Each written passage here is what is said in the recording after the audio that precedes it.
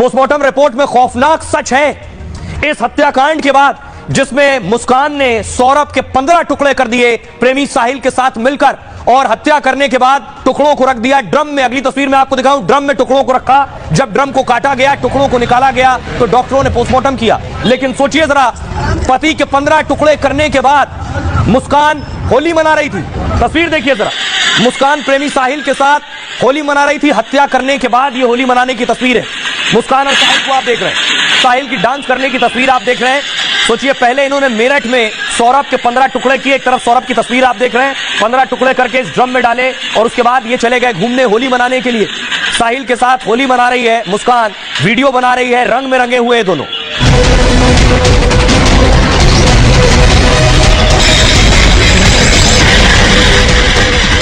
मेरठ के सौरभ हत्याकांड को लेकर हर रोज नए खुलासे हो रहे हैं। अब सौरभ की पोस्टमार्टम रिपोर्ट ने हर किसी की रूह कपा दी है। पोस्टमार्टम करने वाले डॉक्टर भी इलाज देखकर दहशत में आ गए। मुस्कान और साहिल ने गला काटकर बेरहमी के साथ सौरभ का मर्डर किया। शरीर के अंदर सौरभ के दिल को टुकड़े टुकड़े कर दिया। पोस्टमार्टम रिपोर्ट में बर्बरता ने हर किसी की रूह कपा दी है। अब देखिए, मैं आपको दिखाने जा रहा हूं, पोस्टमार्टम रिपोर्ट आ गई। हिला देगी पोस्टमार्टम रिपोर्ट जब आप सच जानेंगे कि आखिर पोस्टमार्टम रिपोर्ट में है क्या क्या। डॉक्टर्स ने पोस्टमार्टम किया, क्योंकि बॉडी तो बची नहीं थी। डॉक्टर्स ने अलग अलग टुकड़ों का पोस्टमार्टम किया, चाहे वो सर हो, धड़ हो, हाथ हो, पैर हो, उनका पोस्टमार्टम किया। पोस्टमार्टम रिपोर्ट में बड़े खुलासे हुए सौरभ की। रिपोर्ट के मुताबिक 2 हफ्ते पहले ही हत्या कर दी गई थी।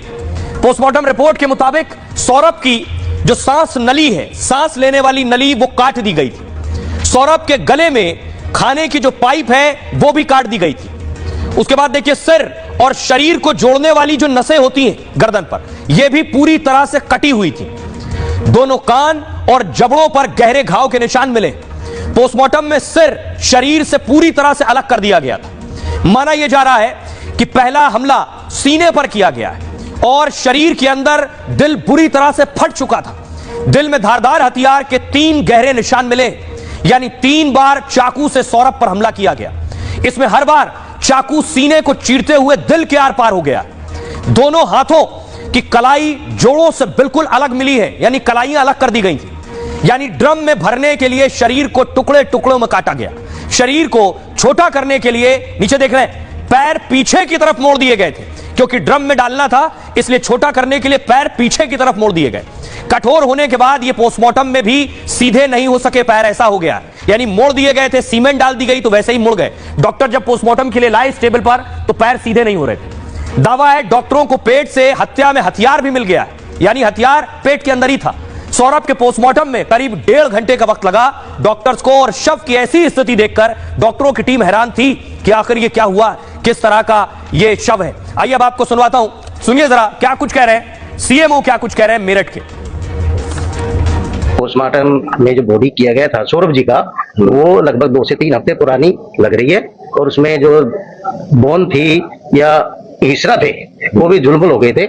हड्डी जो दांत होते हैं वो भी शायद ढीले हो गए थे, और शायद कई टुकड़ों में बॉडी विभाजित थी, और ब्रेन में वाइटल ऑर्गन्स में खून न पहुंचने की वजह से मौत हो सकती है। इसमें शॉक एंड हेमरेज वाली बात हो सकती है, जैसे इन केसों में होता है। आपने सुना डॉक्टर क्या कुछ कह रहे हैं, लेकिन सवाल यह है कि बेरहमी से हत्या के बाद कोई बर्थडे कैसे मना सकता है। लेकिन यहां देखिए, हत्या के बाद मुस्कान बर्थडे मना रही थी, जन्मदिन मना रही थी साहिल का। देखिए, शिमला में ही बर्थडे मनाया है, और उसके बाद वहां पब गए हैं, और उसके बाद दोनों ने डांस किया। आइए मैं आपको सुनवाने जा रहा हूं, अब तक आपने मुस्कान की आवाज नहीं सुनी है, तो पहली बार आप रिपब्लिक पर मुस्कान की आवाज सुनने जा रहे हैं, जिसने पति के 15 टुकड़े किए। दरअसल ये जो केक आप देख रहे थे, केक जो खा रहा था साहिल, जो मुस्कान ने मंगाया था, केक मंगाने के लिए मुस्कान ने ऑडियो मैसेज भेजा था ड्राइवर को।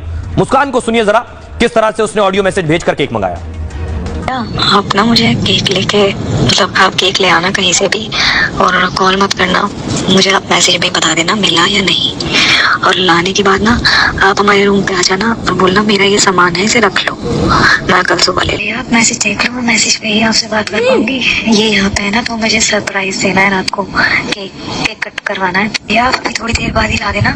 कोई सा भी केक ले आना, उस पर लिखवा देना हैप्पी बर्थडे बाबा, बाबा लिखवाना है, ठीक है ना। और आप बोलना याद जाके कि ये आपका सामान है, इसे रख लो, मैं सुबह ले लूंगा।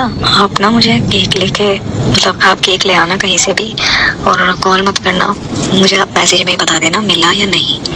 और लाने के बाद ना आप हमारे रूम पे आ जाना और बोलना मेरा ये सामान है, इसे रख लो, मैं कल सुबह ले। आप मैसेज देख लो, मैं मैसेज पे ही आपसे बात कर पाऊंगी। ये यहाँ पे है ना, तो मुझे सरप्राइज देना है रात को, केक कट करवाना है। ये आप अभी थोड़ी देर बाद ही ला देना, कोई सा भी केक लाना, उस पर लिखवा देना हैप्पी बर्थडे बाबा, बाबा लिखवाना है, ठीक है ना। और आप बोलना याद आके कि ये आपका सामान है, इसे रख लो, मैं सुबह ले। और आइए अब आपको सुनवाता हूं। आपने सुना कि मुस्कान ड्राइवर को यह मैसेज भेज रही है। अब खुद उस ड्राइवर का कबूलनामा मैं आपको सुनवाने जा रहा हूं। जिस ड्राइवर को यह मैसेज भेजा गया, उस ड्राइवर ने क्या देखा, वो क्या कह रहा है। 7:15 बज रहे थे, मेरी गाड़ी में बैठ कर चले शाम के, हाँ शाम के टाइम बैठ कर मैंने पूछा जी कि कहाँ जाएंगे, लोग कह लोकेशन डालो तुम शिमला की। शिमला गए था मैडम का, मैंने हाई लिख के भेजा, मगर कॉल कर लेंगे, जब फोन उठाना था। फिर मैडम ने लोकेशन भेजी, भैया आप यहाँ जाओ। फिर एक बार यहाँ कॉल करी, फिर मैंने व्हाट्सअप करी, ये सारी कॉल मिस कॉल व्हाट्सअप आई है। फिर 2 बार मैंने करा, हाँ जी ज़्यादातर व्हाट्सअप। फिर मैडम से मैंने कहा मैम मुझे को पैसे चाहिए 10,000 रुपये। वो कह ले भैया बार कोड भेज दो। फिर मैंने बार कोड भेजा, फिर व्हाट्सअप कॉल आई, ये चैट हुआ मेरे पास, ये चैट करके उन्होंने भेजा है। उसका हाँ बर्थडे भी था, केक भी मंगाया था मेरे से। किसको बाहर से? इसका साहिल का ही, साहिल जो छोटा बांध रखा जिसने। हाँ ये रिकॉर्डिंग भी सुन भी सकते हो क्या क्या भेजा उन्होंने, ठीक है जी। ये रहा। फिर मैं फिर कह रही भैया केक ले आना। ये केक मैंने बैलेंस ये वाला केक लिया था लाल सा, और 1,000 रुपये केक था। मैडम मेरा UPI कर रहे थे पैसे, ये वाला केक किया था ना भैया, ये वाला लिया ना।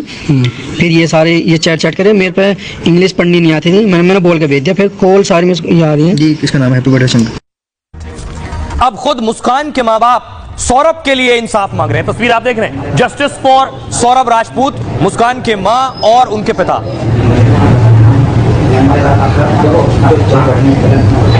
मुस्कान के साथ सौरभ का जो क्रूरता की गई है इस हत्याकांड में, क्या मुस्कान को सजाए मौत ही होगी? क्या यह मामला रेयरेस्ट ऑफ रेयर केस है? सौरभ हत्याकांड में क्रूरता की चर्चा पूरे देश में हो रही है। पत्नी मुस्कान और उसके प्रेमी साहिल पर हत्या का आरोप है।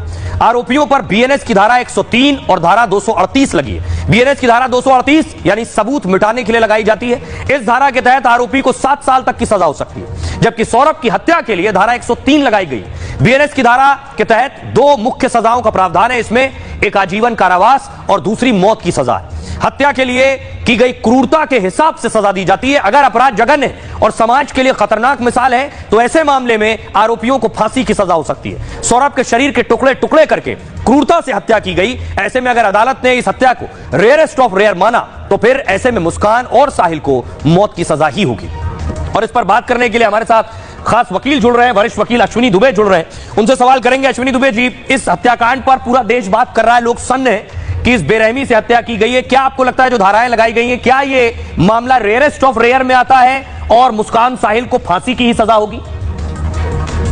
तमाम एविडेंसेस को देखने के बाद जब प्रोसिक्यूशन अदालत में अपनी दलीलें रखता है और अदालत को लगता है कि ये rarest of the rare crime है, उसी परिस्थिति में जो है उसको exceptional rarest of rare crime करके फांसी की सजा मिलती है। अब अगर हम मेरठ की घटना की बात करें तो exceptional case rarest of the rare case ये होगा कि नहीं, ये आगे आने वाले दिनों में तथ्यों पर जो गवाह आएंगे, जो एविडेंसेस आएंगे और किस तरीके से उसको जो प्रोसिक्यूशन है, जो प्रोसिक्यूटिंग एजेंसी है वो प्रूव करता है, उस पर निर्भर करेगा। तो अभी इन्वेस्टिगेशन की स्टेज में केस है, तो अभी ऐसा कहना कि ये rarest of the rare crime है या होगा उचित नहीं है। ये आने वाले दिनों में तय होगा। जी जी, बहुत बहुत शुक्रिया अश्विनी जी।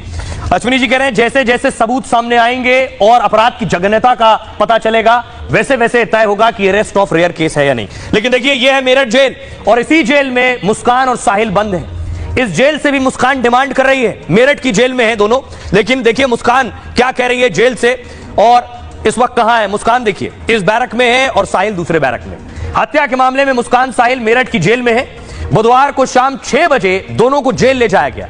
जेल में मुस्कान ने साहिल के बैरक के पास जाने की डिमांड की है। हालांकि जेल प्रशासन ने उसकी मांग मानने से मना कर दिया, इनकार कर दिया। नियमों के तहत उसे महिला बैरक नंबर 12 में रखा गया है और जबकि प्रेमी साहिल पुरुष बैरक नंबर 18 में बंद किया गया है। दावा यह है कि पति के टुकड़े करने के बाद वो जेल में उदास है। वो जेल में किसी दूसरे कैदी से बात नहीं कर रही है। जेल में पहुंचने के बाद पहली रात में उसने कुछ खाना नहीं खाया है। अभी जेल की सलाखों में देर रात तक रोती रहती है। फिलहाल मुस्कान और साहिल 14 दिन की न्यायिक हिरासत में है। उसके बाद उन्हें कोर्ट में पेश किया जाएगा। सुनिए जरा जेल अधीक्षक क्या कह रहे हैं। पहले दिन आए थे, परसों तो खाना खाने से मना किया था, लेकिन बाद में समझाने के बाद खाना खा लिया था। अब उनकी